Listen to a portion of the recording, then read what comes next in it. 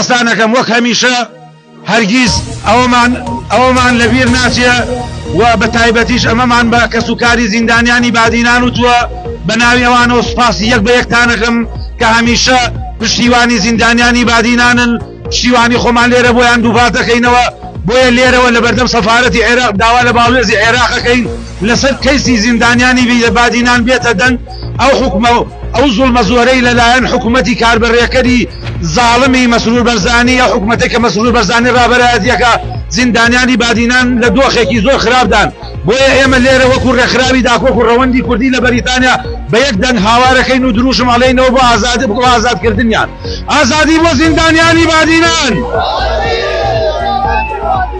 ئازادی بۆ زیندانیانی بادینان، ئازادی بۆ شێروان شێروانی، بڕوخی دەسەڵاتدارانی هەرێم، بڕوخی حکوومەتی کاربەر